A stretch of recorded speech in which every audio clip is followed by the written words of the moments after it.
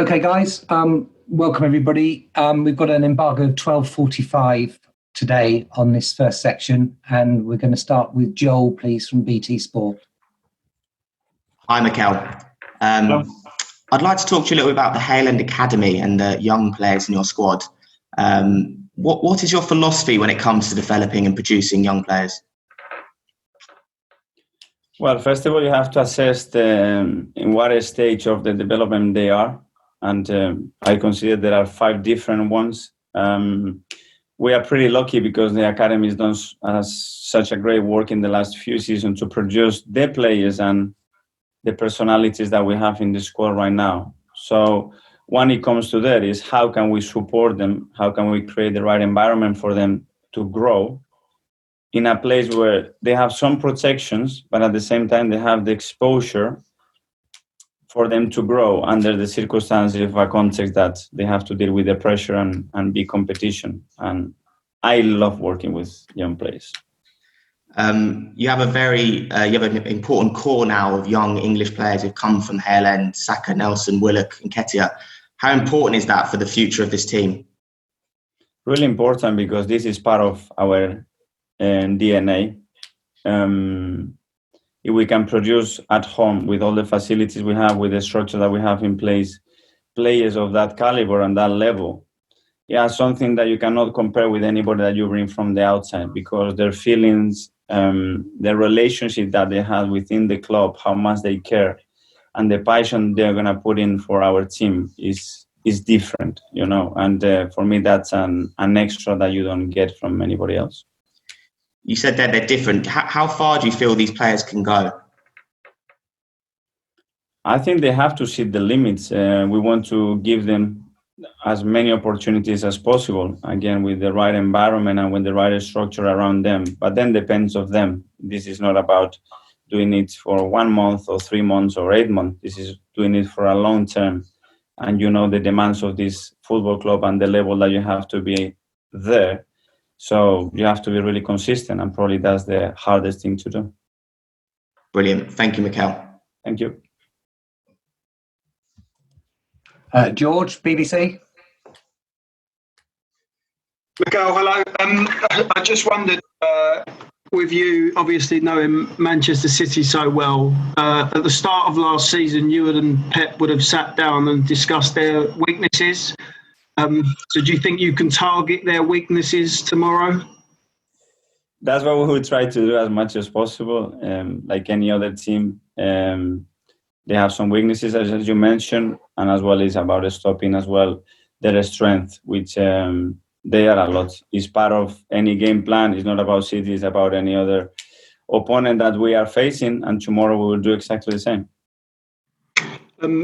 In terms of Pep, how long do you think he will stay at Manchester City for? There's a lot of talk about where he will go next. Do you think he'll be there for a while, or this could be his last season? Or I don't know. He's been there 4 years, which for him is quite a long time already. And look at the success that he had. So he feels really happy there. I think he has surrounded with great people as well across the club, and he feels that the players and the style and the identity he has created belongs to him as well. He's close to the fans. So I see him really happy, but I don't know. That's a question for him. And just on your programme notes on Tuesday, you said that Dani Ceballos has been outstanding. Does he want to stay, and do you think you can keep him next year? Well, that's a conversation that we are having with the club to see what we can do in the future with him. But I'm really, really happy with the progress and how much he's improving and how much he's giving to the club as well. And I always put the example that he's a lone player, but when you see his celebrations for every goal, the way he trains every day, how much he cares, he's fighting, he's top. I'm really happy with him. Thank you very much. Thank you. Ian at TalkSport.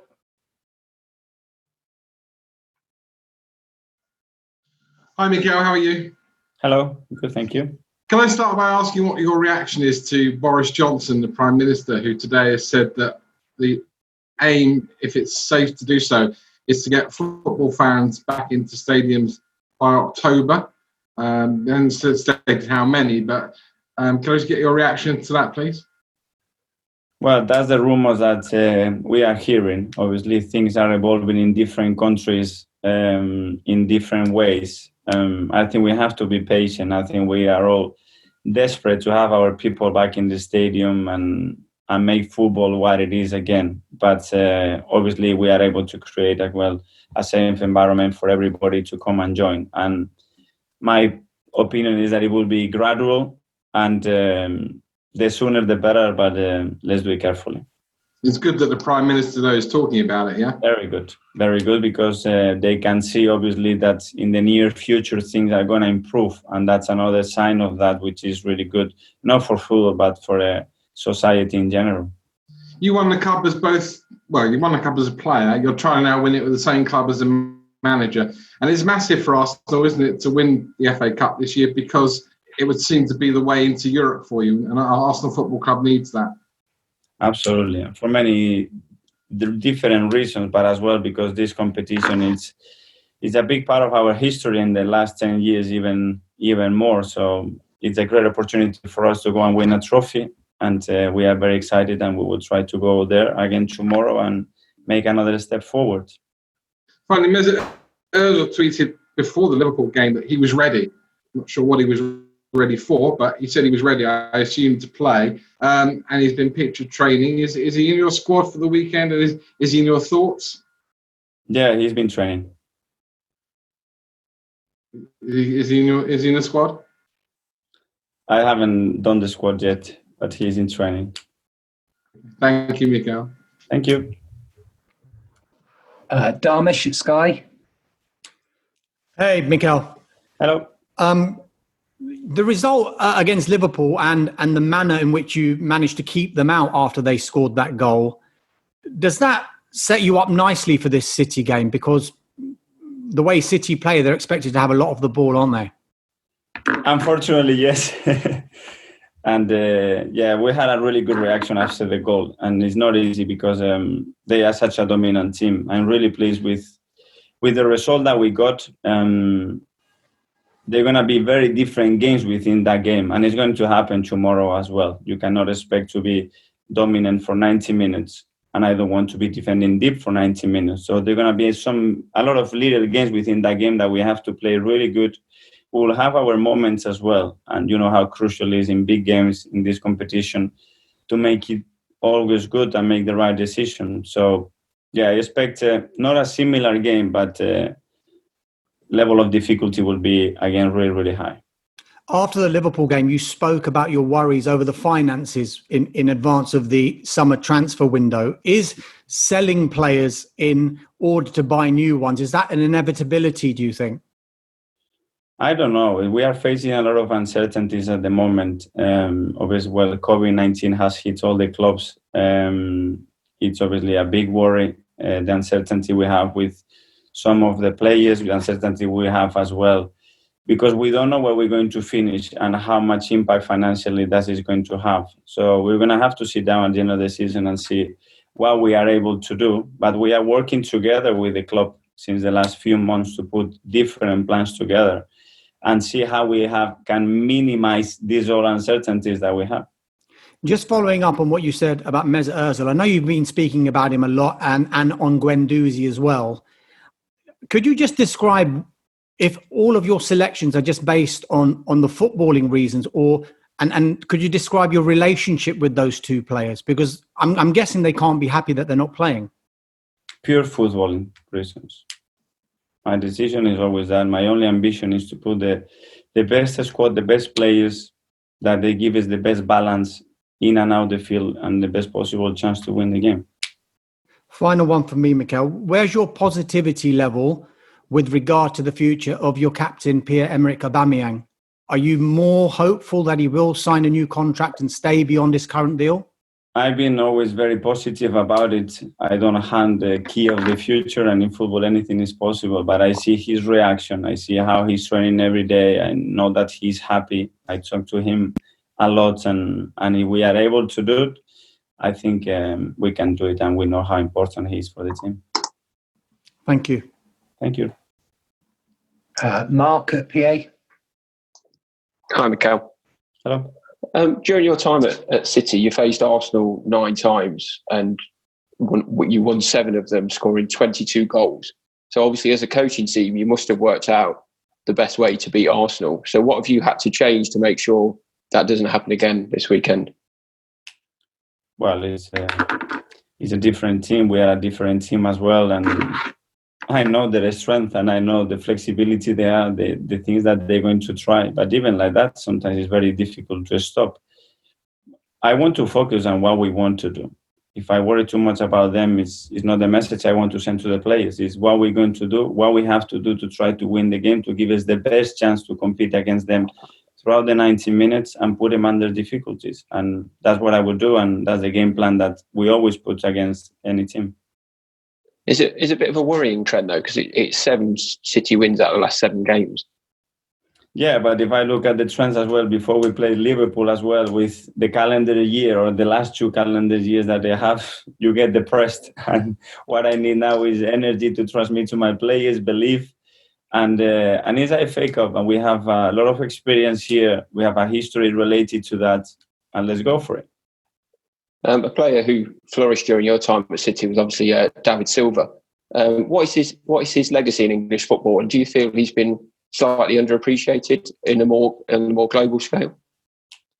I don't know. If I could read the articles and the comments when he joined the Premier League saying that player so small, he hasn't had the physicality, he won't adapt. You know what David done in the league is been incredible. Again, the level of consistency to play, the way he's done with the amount of goals, assists, and chances that he creates every single season in tighter spaces against very low blocks, time and time again, is incredible. I always said, and I agree with what Pep said, that in shorter spaces is the best player that I've seen.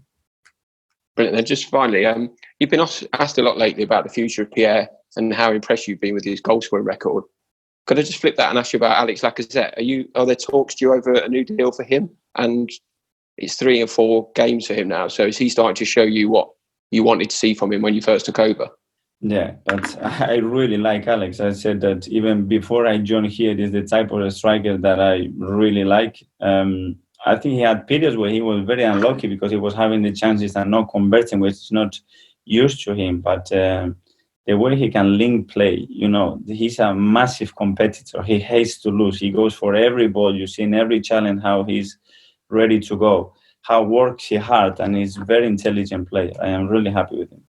So he's a player you don't want to lose and would expect for contract talks to start. Why I want to lose a player like him? I am really happy with him. Thank you. Charles at goal. Hi, Mikel. Hello. I just wanted to quickly ask about Ainsley Maitland-Niles. You brought him on against Liverpool, but there have been reports that he wants to leave and that he doesn't really feel like you trust him. Have you spoken to him about these reports that have come out, and has he told you he wants to leave? No, I don't discuss the reports, first of all, because I don't read them, so I don't know about them. I spoke with the players about how they are feeling and how can we help them if they are having difficulties. Again, speak to them and make them easier for him. He's a player that can play in many different positions. We have discussed the things that, in my opinion, he can improve or adopt to his game because he has incredible quality. He has every quality that you need a football player to play at the highest level, and he needs to do it in a little bit more consistent way. But he's someone that can adapt to any position as well. So he does have a future under you at Arsenal. You do have trust in him. Yes, and I didn't play as much as I wanted him to play, but I play in many different positions and in some very important games as well. Yeah, your comments after the game on Wednesday night about financial backing been seen by many as a bit of a challenge towards the owners, the hierarchy. Sort of back me. I can only go so far with this group of players. So, have you been sort of sending out messages to those above you about what you need? No, and if that was misinterpreted, it wasn't my intention. We work so closely with all the hierarchy at the club, with the owners, to put the plan that we need to take this club forwards. Everybody has the same ambitions. We are on in all of this together. But if you ask me if I know right now what do I have, how can I do it, I'm sorry, but I don't know, because there are a lot of questions that we cannot resolve right now with the situation we have. One, financially, the other one is because we don't know if we are in Europe, because we have players that we don't know what is going to happen. And that's the reality. Here it's not about sending the message. We are all with the same objective, is to try to bring the club back as quick as possible, fighting with the top teams in the country and in Europe. And that's it. And I want to do that as quick as possible. Do you talk directly with the Cronkies over in the States, or most of your dealings with Raul? No, I speak with them, and I had a really, really good and open relationship. That's why when you are mentioned that, I am surprised, because I don't need to do that, because I have the phone call and I can speak to them, and they've been very, very supportive from the first day that I joined the club. They were very much participating in the decision to bring me back here. And the same with Raul, with Vina, with Edu. There is no gaps or frictions or anything there. So you can just pick up the phone and speak to Stan whenever you want. Yeah. Just lastly, as the assurances you were given, I presume, when you were talking with them about taking over the job, have they changed at all because of, obviously, but the context is changed? Nobody knew what COVID-19 was going to do. We didn't know where we could take the team. The team was in a really difficult moment that sometimes we were looking down. Don't forget to relegation zone and saying, "Oh Jesus, we won 1 in 13," and we want to move this forward. And I am very ambitious, because I can only think about this football club moving in one direction, and I'm going to push with everything I have. And my job is to do that, first of all, with the players that we have. And it's not just about the players. If I can improve with a staff member, with somebody else that is going to give us an extra yard on something, I will push to do that, And the first thing is to improve the players that we have. And I think we've done that so far, and we can go to the next level. Of course we can go. But in the meantime as well, we need sometimes to specificity to bring the club quicker into those positions.